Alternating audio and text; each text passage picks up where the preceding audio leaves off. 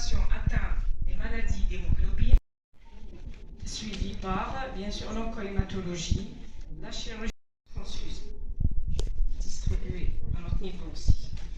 Le plasma frais congelé, plasma frais, et avec un tout, l'oncohématologie, la néonatologie par la pédiatrie,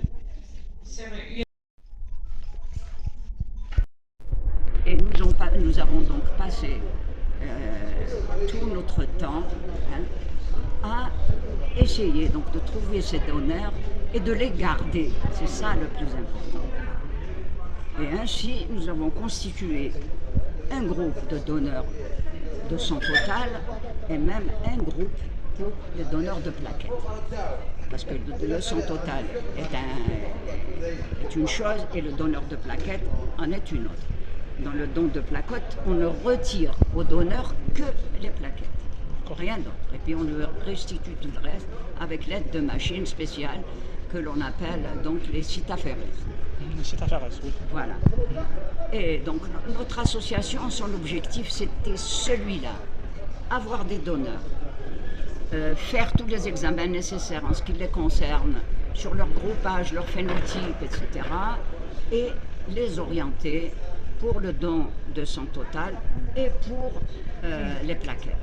Parce que quand on a du sang total après, on peut évidemment séparer ce sang.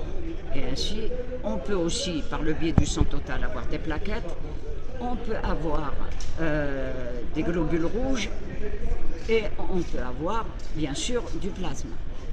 Donc nous, notre objectif, c'était les donneurs réguliers et fidèles. Voilà l'objectif de l'association.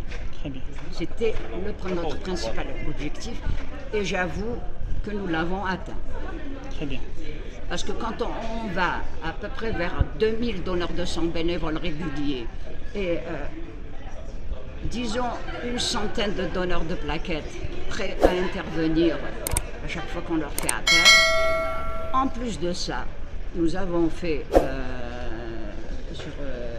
par informatique, nous avons mis tous les donneurs résus négatifs, etc.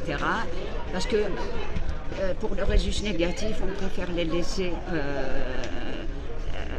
laisser en réserve et leur demander de venir donner leur sang quand on en a besoin. D'accord. Voilà. Très bien.